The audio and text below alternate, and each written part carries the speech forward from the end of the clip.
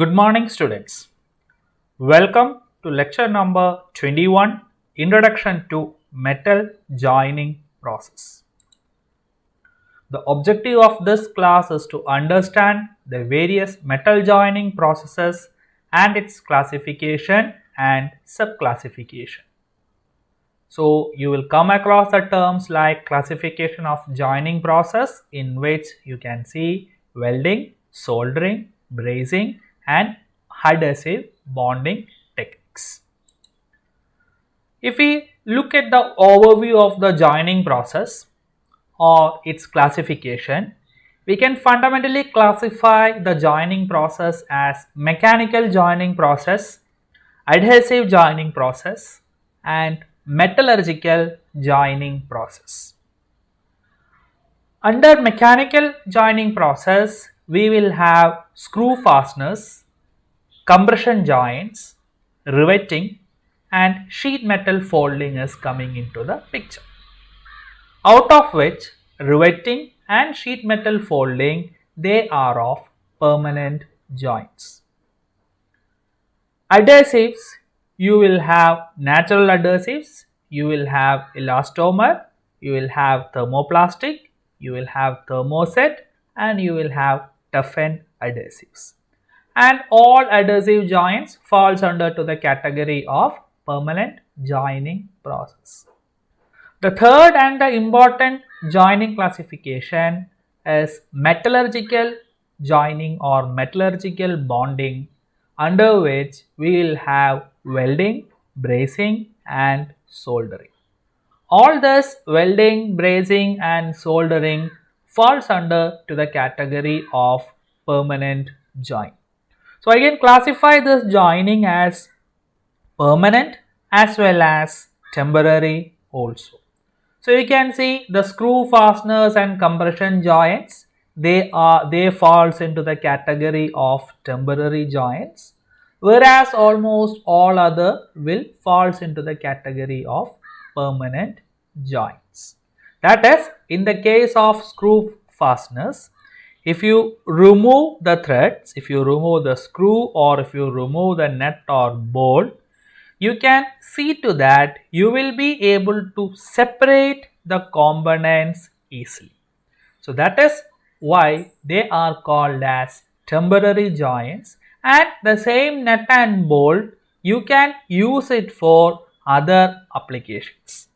Whereas in any of the other cases, you can see to that, that is once the process is, or that is once the joining is done, then if you are cut it, if you cut it, that the material which is used for joining will have no other use. That is the way they are also classified as temporary joints and permanent joints. So the first set of classification, that is the mechanical joining process, in which you can see screw fasteners.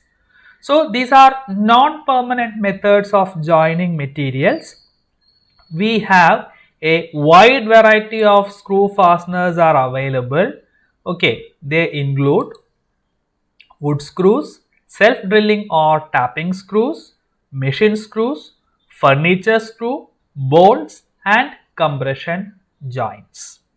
You can see normally the screws, okay, any screw, whether it is a falls into any category, they normally will be classified based on the shape of its head, based on its shape of the head, like as flat head, blister head, truss head, hexagonal head, Phillips head, hexagonal internal head, square internal head. So these are the ways, the one way of classification of the screws. Next, based on the pitch and other conditions also, we will be able to classify the screws. So you can see a wide variety of screws based on the heads, you can able to see it. Okay, these all are wood screws. So various shape heads you can see. So this is called posi head CSK. This is called wood screws round head slotted. Okay, these are furniture screw. The types and varieties of furniture screw depends on the application, you can see. Now you can see the knockdown fittings. They are called as the knockdown fittings. You can see the knockdown fittings where is coming here, that is also shown over here.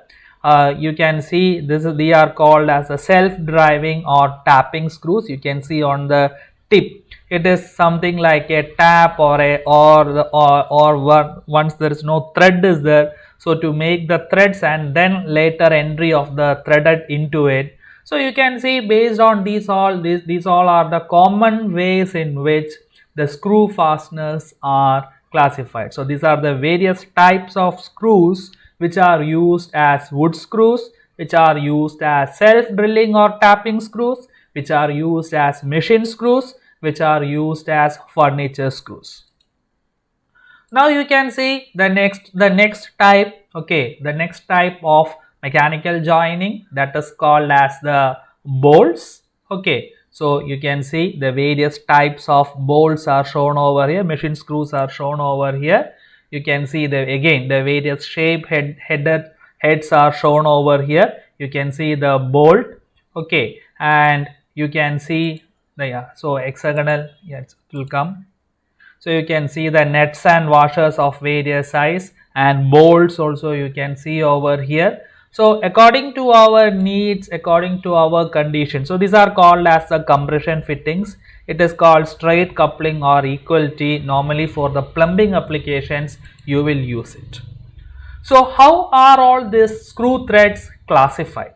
Normally they are classified based on two standards, either based on US standard. If it is on US standard, it is measured in inches or fraction of inches. So as is shown over here. If it is in the case of metrics, they are measured in the form of millimeter. So based on this case, you can see there will be coarse threaded series will be there, generally used where not subjected to vibration. In that case, you can go for coarse threaded series. Then based on the threads, another classification is fine thread series. They are normally used in automotive and aircrafts. You will have extra fine thread series. They are used in thin walled material.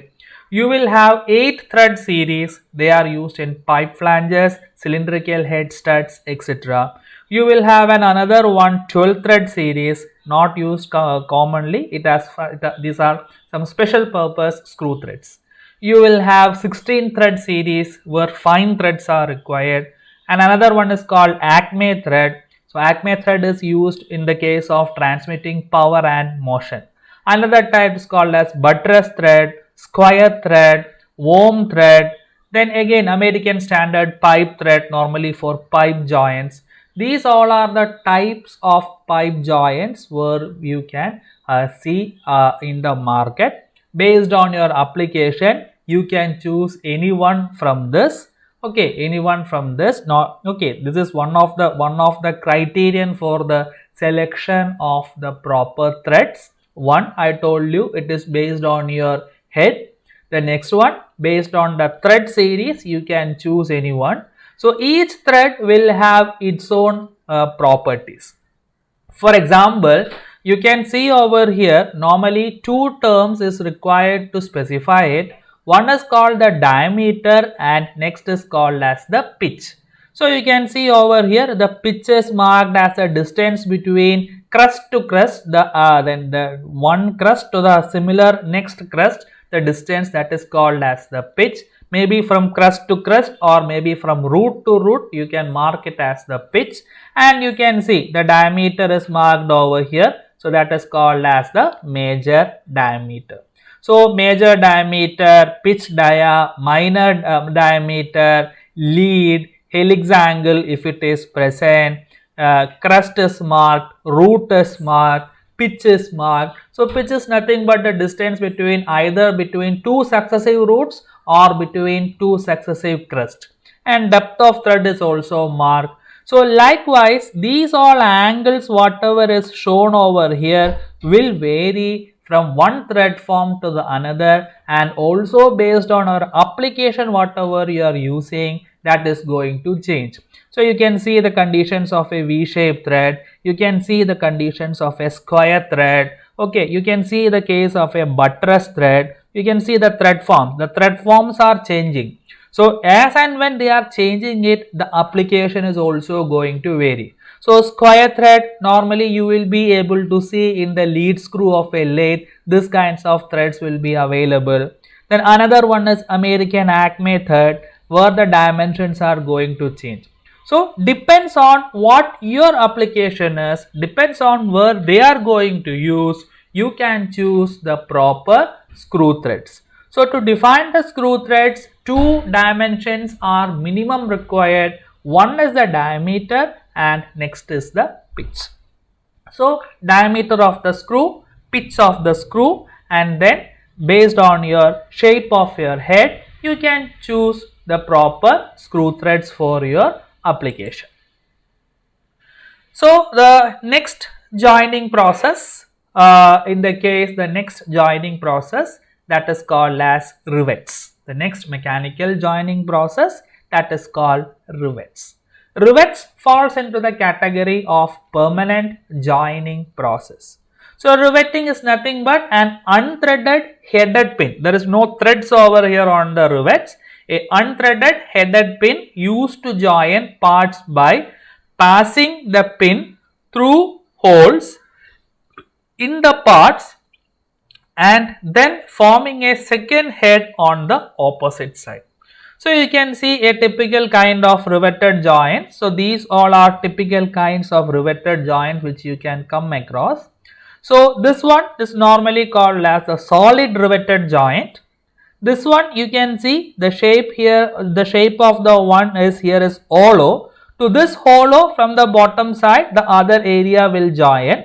So that is called as the tubular. This is a third one, okay, where only a small portion is only hollow. So you can see only head is only actually inserting into that part. So that is called as semi-tubular. This is another model where pin-like structure is there, that is going on the bottom side and is joining the parts together. They are called as bifurcated. Here you can see they are negative and positive are there. So they are joining together. They are called compression. So based on these conditions, based on your working condition, the load whatever is going to act, you can choose the proper rivet. So these rivets are called Pope rivets, which are commonly used in the aluminum fabrications. So in your household you can see there will be many kitchen application or many kitchen cabinets will be there, or wooden cabinets will be there. That is, if those cabinets are made from metals, not from the wood, if those cabinets are made from the metal, most probably aluminum, they will use this kinds of Pope rivets, and this is a simple Pope riveting tool which always all aluminum fabricating persons will have. Again, like nuts, here also you can see we will have snap head rivet, we will have countersunk rivet. Again, based on the heads, based on your application, you can choose what headed rivet you want and what combination of a further rivet you want. That also you can able to understand from these figures as solid, tubular, semi-tubular, bifurcated or compression. So that's about the riveted joints. The next type of joining process, that is called, or the next major classification of the joining process, that is called adhesive bonding. So adhesive bonding, as you can as we all have seen that we are using adhesives. So okay, adhesives to join between two metallic sheets, maybe a metal or maybe a non-metal or whatever it is. So adhesives are used to join between two sheets. Normally we call it as adhesive bonding. That also almost all adhesive bonding also falls into the category of permanent joint process. So you can use natural adhesives, you can use inorganic adhesives, you can use synthetic organic adhesives. Some more will be the two normally for to join the metals or the parts as one entity. So starch, animal products, vegetable based, all this you will have natural adhesives will be available. Sodium silicate, magnesium oxychloride, they all falls under to the category of inorganic adhesives. So synthetic organic adhesives are thermoplast and thermosetting. So thermoplast are softened when heated, hardened when cooled, and thermosetting is hardened permanently when heated. So a typical layer is shown over here. You can see a metal, below to it you can see an oxide layer, below that you will be applying the primer. Okay, in both the surfaces whatever you want to join, a metallic layer, over the metallic layer an oxide layer will be formed. Over the oxide layer you will be applying initially the primer, and the between the primer and primer you will be keeping the adhesives, and you can apply the pressure or you can heat it, or if you keep it in that position for some hours or more hours, the joint you will be able to achieve.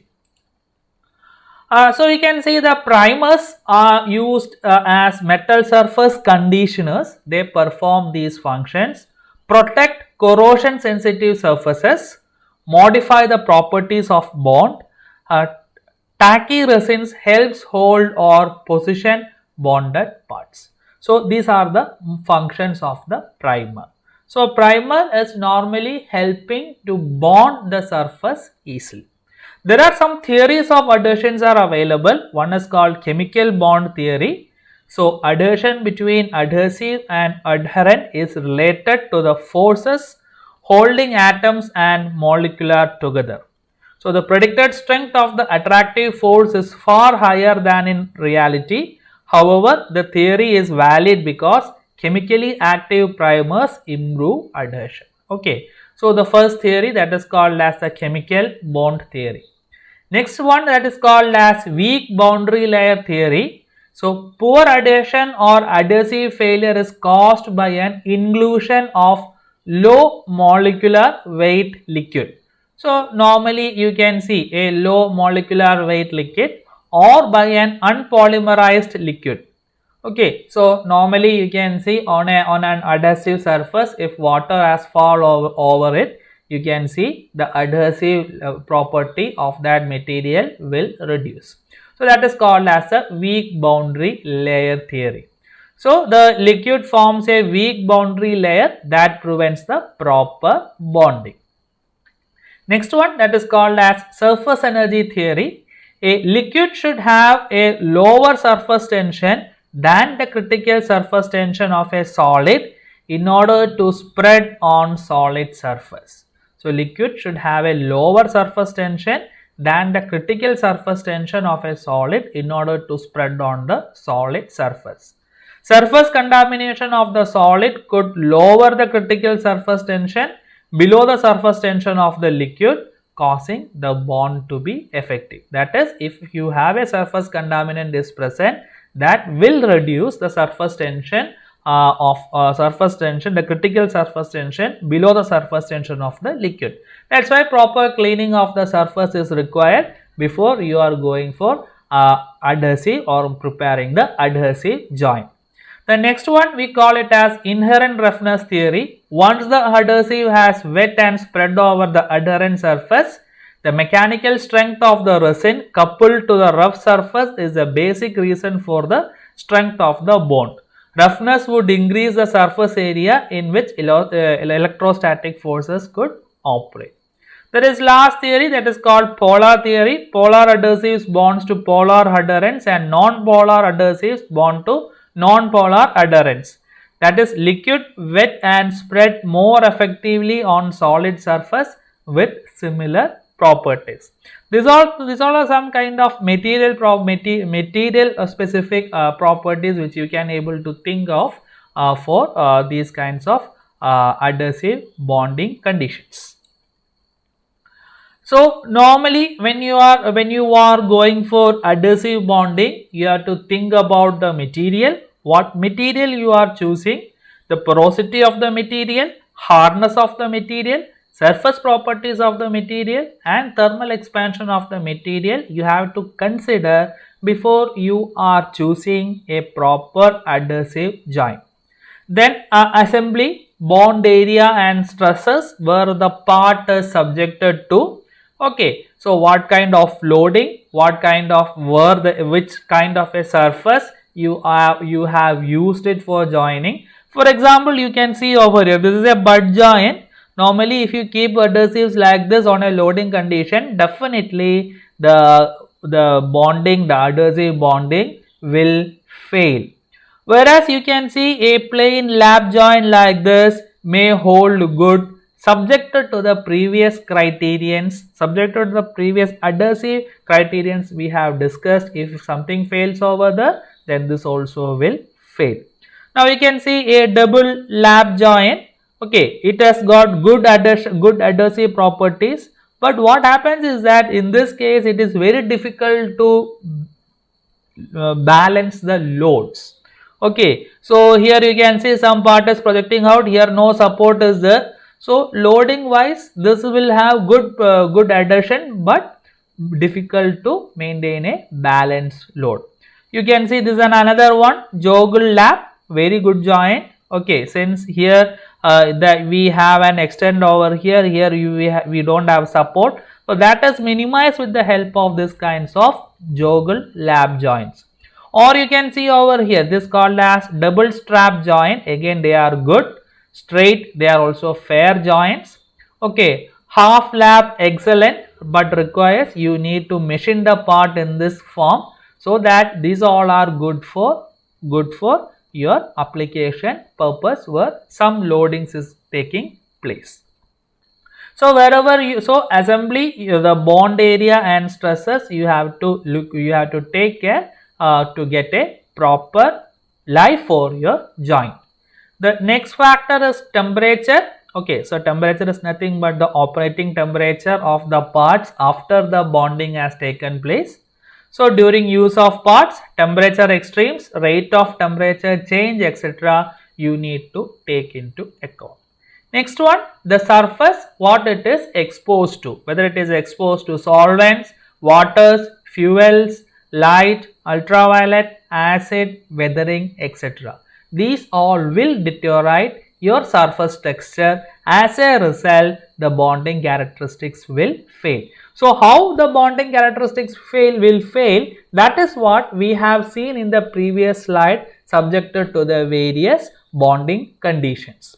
Then flexibility or stiffness, stability, appearance, adhesive application, cost, these all things you have to consider when you are going for adhesive joining or adhesive bonding process. So the common adhesives what you will be using are epoxies. Epoxies are thermosetting adhesives. You can use metal, glass, ceramics or wood. Any of these applications you can use epoxies as the adhesives. So application time is 8 to 12 hours. Next is called as cyanoacrylate. So they are liquid monomers. Application time is 2 seconds. Next is anaerobics. They are again thermosetting polyester. Almost any material you can able to join by using this anaerobics. Application time is 6 to 24 hours. Next is acrylic. Acrylic is a thermoplastic. So plastics, metals, ceramics, composites, even with dirty surface you can use acrylics. Okay, so acrylics normally will come in color conditions also. So some are transparent to light. Okay, some are opaque. In all those cases also acrylic joints are available. Next is urethanes. One part of thermoplastic and two part of thermosetting is joined together to make this adhesive. So application time solidifies in 2 minutes, but fully curing it requires 24 hours. Next is silicons. So silicon gels you might have seen also. So silicon thermosets, they are thermosets. Okay, metal, glass, paper, plastics, rubber. Okay, they all can be joined with the help of silicons. So if you are looking for any adhesives for any purpose, you can say silicon gels are nowadays commonly used by the fabricating people to fill any gaps, in the fabrication, etc. They will use the siliconic gel as the adhesives. Then you will have high temperature adhesives, so epoxy phenolics, modified silicons or phenolics, polyamides, ceramics, but they all will cure very slowly. High temperature adhesives cures very slowly. Next one, they are called hot melts. They are thermoplastic resins, not true structural adhesives, applied as heated liquids and bond as they solidify. They are not taken as properly as adhesives. So when you want to do it, you have to apply the heat, and that's the way you will be able to change the shape, and whenever it gets solidified, the bond has taken place. So these are some of the common adhesives which you can see in the market to apply from materials, from metals to polymers to ceramics, and sometimes in the case of composites makings also we will use these kinds of adhesives to make layer by layer of different material. Or even the case of filament winding also, okay, we will use these adhesives. So adhesive bonding has a wide variety of applications you can see in the materials or in the product manufacturing. So all the composite materials, if you want to make, you require adhesives. If you want to make a powder metallurgy product, you require adhesives. So in these manufacturing fields, you can see the adhesives are very well used, and for each metal the adhesives are going to vary. So accordingly, whatever is suited, you have to choose for making that product easily. Now application methods, you can perform it with the help of brushing. So performed manually, coating is often uneven.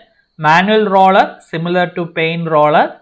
Then a skill screening, brushing through open area of a screen to coat a selected area. Okay, to coat only on selected area. Then flowing, usually manually operated flow guns, more consistent control than brushing. Spraying, using a spray gun for fast application over larger area. Automatic applicators, automatic dispensers and nozzles for medium and production rates. Roll coating, a roll is partially immersed in the adhesives and transferred it to the part. Then pull tab sheets, the adhesive sheets comes prepared, covered by a protective layer which is removed before use. So these all are the common ways in which you can apply the adhesives between the parts which you want to make a joint. So limitations of this adhesive joints is proper selection is required. Okay, most are unsuitable above 350 Fahrenheit, 180 Celsius. High strength adhesives are often brittle. Long term durability and life expectancy are difficult to predict. Surface condition, adhesive preparation and curing can be critical. Assembly times may be greater than other methods. Joint quality is difficult to evaluate. Some adhesives contain or produce unfavorable chemicals. Many adhesives deteriorate under certain conditions. Joints cannot be easily disassembled. These are some of the limitations of the adhesive bonding process. So we have seen the two classes. First we have seen the mechanical joining process, where we have seen the applications of screw threads. Then we have seen the adhesive joints, and the third important category or classification is metallurgical joining process. That is the bonding metallurgy, or the metallurgical bonds here are taking place. That is between your molecule levels or your atomic levels, the joining is taking place. That is why they are called as metallurgical joining or metallurgical bonding process. So under which there are three major processes are there. The one is called as soldering, the next is called brazing, and the third one is called welding. So soldering is of the simple one, which is having low temperature. Normally tin lead filler material you are using, joint is weak. Bracing, it will be higher temperature than soldering but lesser than welding. You will use brass filler. They are strong joints than compared to soldering process. Welding, normally melting of filler rods and base metals you are performing. Welding, normally it will be of higher temperature, extremely higher temperature than that of the soldering and bracing, and the material is being joined either in liquid state or in solid state itself. There are welding processes which are available to join the material in the solid state itself, and there are the welding process which are there to join the material in the liquid state. So both join inexpensive parts to form complex products. So we will see one by one in the order of soldering, bracing and welding. So soldering is normally a filler metal is melted and distributed between the surfaces to joint. The base metal does not melt, but the filler metal combines with it to form a metallurgical bond. So all these kinds of PCBs, boards, they all are basically will have plenty of soldered components. All these ICs, resistors, capacitors, the various circuits, they all are joined together with the help of these kinds of soldering process. So the material which is used for the soldering, that is normally called as solder. Okay, solder as the filler material, and you can see there is a soldering iron will be used to melt these solder material. Okay, and you can see over here either like this, or you can use it externally itself heated and can join in between the areas. So the various filler materials which are used to make the solder are lead silver, tin antimony, tin lead, tin silver and tin zinc.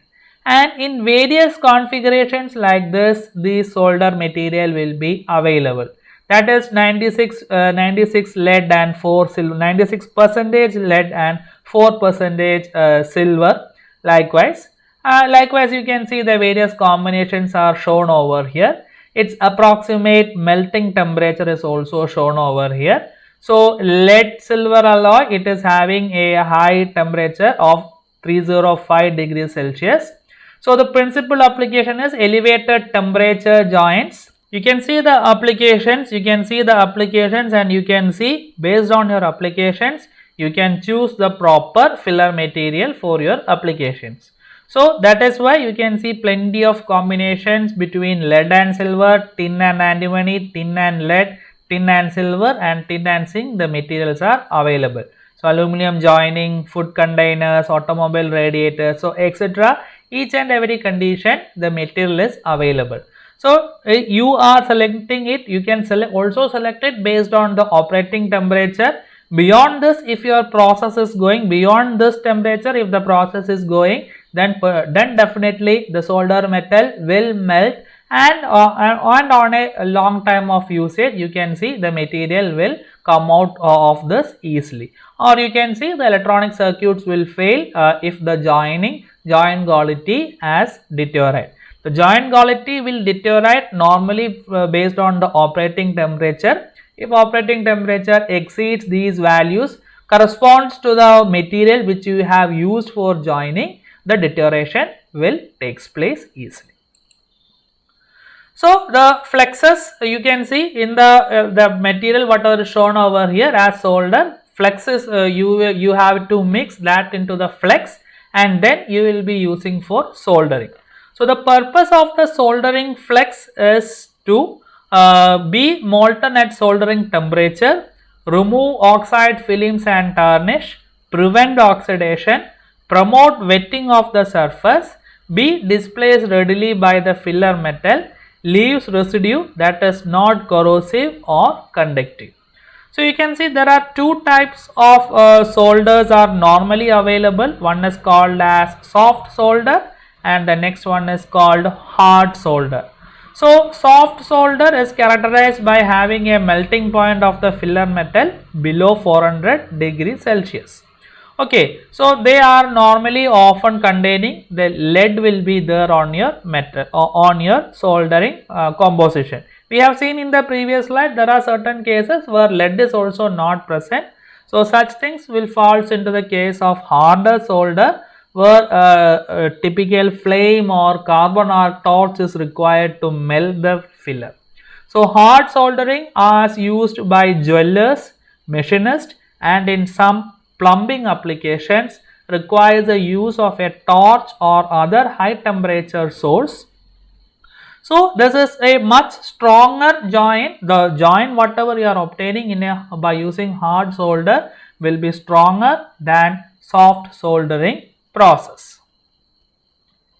Okay, the next one of the another important joint, that is called bracing joint. Okay, the previous one we used a solder as your tool. Here we will use the term called as spelters. Okay, here this is one of the case where you are joining the metals, similar or dissimilar metals you can able to join easily with the help of bracing process. So two similar or dissimilar metals using a special fusible alloy called spelters, which is a non-ferrous metal or alloy. Okay, which is a non-ferrous metal or alloy. The base metal do not melt, they are heated above 450 degrees Celsius, but below their melting temperature of the base metal. But the spelter, the additional material whatever you are adding as spelter, that will diffuse into your base metal to ensure a proper joining, but they will diffuse only into a few nanometric meters, not higher than that, and they will be able to get you a better joint than that of the soldered joint, but fails below your welding joint. So some diffusion of the filler metal with the base metal takes place. So commonly there are two types of spelters used. One is called copper and copper base alloys. Next is called silver and silver base alloys. And there are processes there where no external alloying element is not required. You can heat the spelters and the spelter you can pass it on your metal, so that the metallic edges itself will fuse and joining will takes place. Normally in the case of joining of thin sheets etc., you will not use any extra filler materials as spelters. You can heat it with the help of the spelter itself and you can apply little pressure on the sheets so that the proper joining will takes place. So you can see a typical bracing condition is shown over here. This is your bracing torch. Okay, this is your bracing head where you will be performing the bracing operation. You can see over here, this is the filler material which you are giving. Okay, and that is called as your spelter. Okay, and this is only a heating gun which is used to heat the surface. So you can make a conventional butt joint. Okay, conventional butt joint if you want to adopt. Okay, the brace joints are shown over here. Conventional butt joint, adaptations of the butt joint for bracing. This is a scarf joint. This is called as scarf joint. C is called as stepped joint. D is called as D is also straight. So increase cross section of the part at the joint. So these all are the various brace joint. You can see base joints on butt configuration. These are the various brace joints on the lap joining configuration. And you can observe, if you can observe over here, he is keeping the spelter in his hand and he will not comes into contact with the base metal. He will keep it, so an experienced operator is required to get a good brace joint. So like welding, here also this spelter, it will be kept at a few distance apart to increase or to enhance the joint efficiency. So you can see over here the joint strength is increasing when you are providing a proper clearance.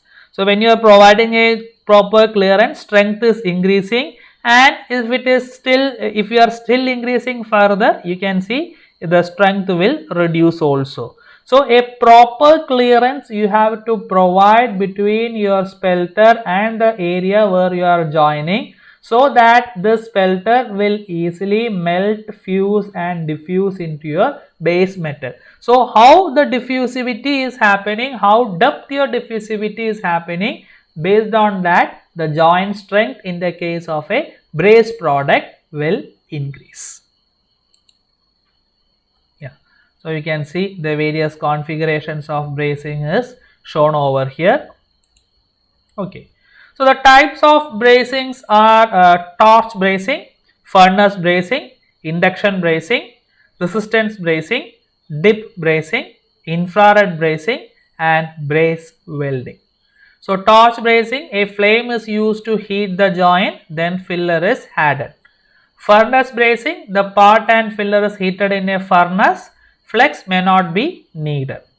Induction bracing uses the heat from an electrical resistance to an induced current in the work.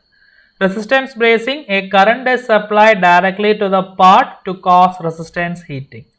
The next one is called dip bracing. Parts are immersed in a molten salt or metal bath to heat them. Infrared bracing uses heat from a high intensity infrared lamp. Brace welding applies filler metal to the conventional weld joint. The base metal does not melt. So these are the various bracing methods which normally is used in the industry for making a brace joints. So if you want to compare the bracing and soldering, so bracing, melting point of the filler metal is about 600 degree, whereas in the case of soldering it is below 450 degrees. Bracing, any dissimilar metal joints can be joined easily. Only similar metals are joined in the case of soldering operation. Bracing joints, based on your skill level, you will obtain good surface finish. Okay, does not yield a good surface finish. Brace joints are much stronger joints than compared to the soldering joints. Bracing joints is used for production of heat exchangers and radiators, whereas the soldering, the main application lies in the case of electrical and electronics applications. All the PCBs, circuit boards, etc., wherever the joining has to be done, that is done with the help of soldering. Whereas in the case of sheets or thin metallic fabrications, wherever you want, you can go for bracing as your joining technique.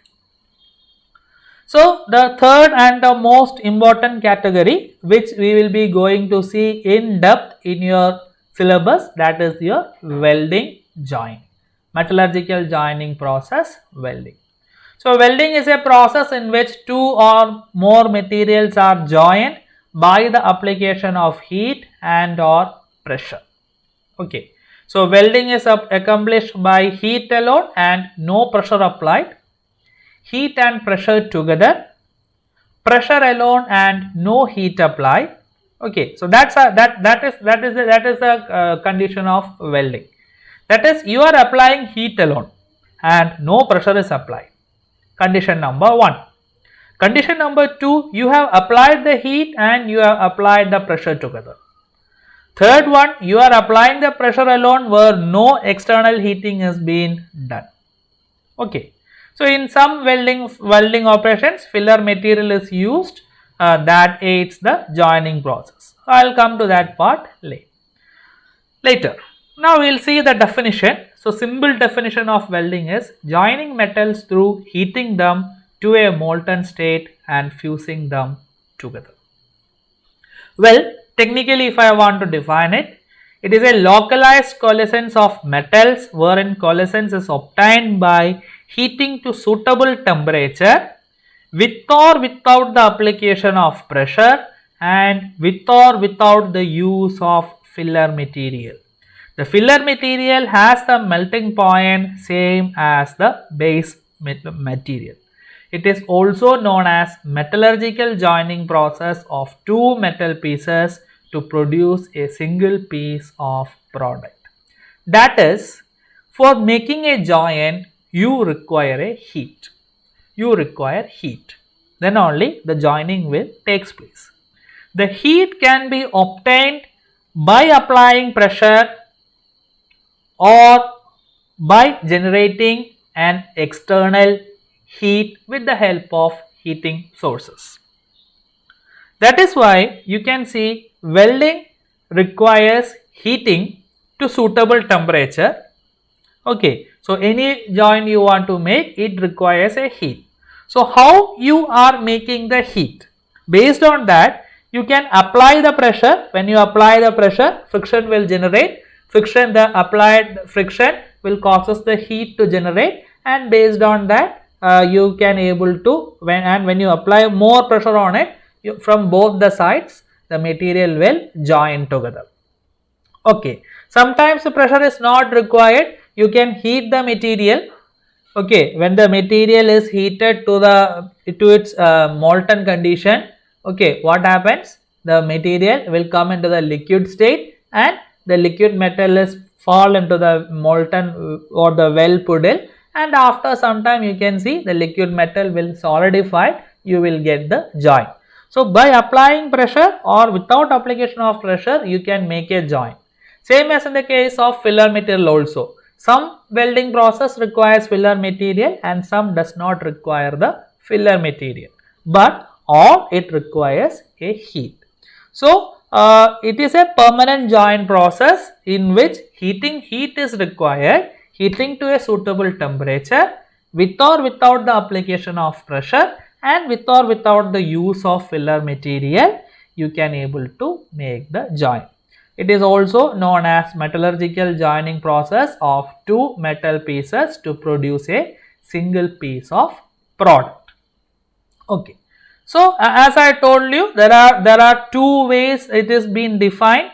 One with the application of pressure, next without the application of pressure. Filler material is an optional one, depends on your cavity or the area which you want to fill or you want to deposit, you can use filler material. So welding is basically classified based on this first criterion, obtained by heating to a suitable temperature with or without the application of pressure. So in one set of welding process, it is applied with the help of pressure, and the next one, the pressure is not at all required. So you can see based on that criterion, the weld joint is classified as, the major classification of welding as pressure welding process and fusion welding process. That is, by the application of pressure, it comes in the case of pressure welding process. Without the application of the pressure, heating the metal to its liquid state, melting and solidification taking place, that is called as the fusion welding process. So you can see in the case of pressure welding process, all the resistance welding falls under to the category of pressure welding process. Again, in the resistance welding process, you will have spot welding, you will have you can see spot welding, seam welding, projection welding, upset welding, percussion welding, pressure seam welding, okay, pressure roll spot welding. So these all kinds of weldings are there which falls under to the category of pressure welding. Not only the resistance welding, we will have plenty of other pressure weldings are also there. I will show you in the last chart how the complete weld classifications are done. So here the surface of the joint to be welded is heated to a plastic state and forced together. Okay, you can see the heating is done. Okay, electrical resistance is used. You are heating the metal, okay, to the plastic state and forced together with external force. You can see everywhere both the sides, this is the area where the joining is going to takes place. By applying pressure from both the sides or from top to bottom, you are ensuring that the joining is taking place. And heating is done with the help of these kinds of electrical circuits and controls. okay, to ensure a heating is taking place. So the beauty of the pressure welding is that almost all pressure welding is taking place in the solid state itself. Metal is not converted into the liquid state. In the solid state itself, with the help of high pressure and heat, you are able to make the joint. So ISO 857 defines that welding in which sufficient outer force is applied to cause more or less plastic deformation of both the facing surface, generally without the addition of filler metal. Usually but not necessarily, the facing surfaces are heated in order to permit or to facilitate bonding. So majority of the pressure welding filler materials are not used and the welding is taking place in the solid state itself. So the second set of classification, or this is the primary one, the primary classification, that is called fusion welding. So you are heating the material into a molten state, allow it to solidify to form the joint, and based on the process, certain process, the material whatever you are used to heat, that itself will get melted and deposited in the joint. Some process it will not be like that. If you want, you have to use the additional filler material. So this process is not carried out with the application of pressure. No pressure is applied. Most of the welding processes will take place in the atmospheric pressure and temperature environment. So again, ISO defines welding without the application of outer force, in which the facing surface must be melted, usually but not necessarily molten filler is added. So you can see the major classification of the fusion weld, that is called arc welding, another one is gas welding, another one is power beam process. Arc welding, you will have metal arc welding, you will have gas shielded arc welding. So you will have MIG or MAG process, you will have TIG or GTAW process. This is also called GMAW process. This is another process called plasma welding. So metal arc welding, you will have manual metal arc welding, you will have submerged arc welding process, you will have shielded arc welding process, and power beam you will have laser welding, you will have electron beam welding, etc. So if you want to see the complete list, you can see this is the way welding is classified as pressure welding and fusion welding. Pressure welding, you will have resistance welding and friction, ultrasonic, cold pressure, induction, friction, you will have friction stir welding, etc. Resistance welding, these all classifications of processes are available. Fusion welding, you will have gas welding, arc welding and power beam welding. So in the coming classes or in the coming chapters, we will discuss completely about all of these processes which is shown over here. So if you want, so we will discuss it in details in the coming classes. So before I conclude, we will just have a comparison about all the three joining techniques. So if we took temperature, welding temperature is extremely high. Brazing, it is somewhere around 600 degrees Celsius. Soldering, it is still less. So this is high, moderate, low. Type of metal to be joined, so only similar. Brazing is gone for dissimilar metals. Welding, normally similar metals, but there are welding processes are there which you can employ to weld dissimilar metals also. The friction weld or friction stir welds, they can able to produce good bonding on dissimilar metallic condition. So surface finish in the case of welding, it is moderate. But if you now in the present days, you all will have robotic welding is available. So in the case of robotic welding and all, surface finish you can able, it will be a better surface finish you can achieve. So it is not bad, it is moderate. Brazing you can achieve good, and soldering the surface finish is normally poor. Strength wise, if I want to compare, welding joints strengths are very high, bracing is high, and soldering it is weak. So this is about your lecture number 21, just as the introduction to the joining process. Any doubts we will discuss in the next class. Okay, so with that I'll wind up the presentation. So in detail about the each and every welding process we will discuss you in the coming classes. So thank you.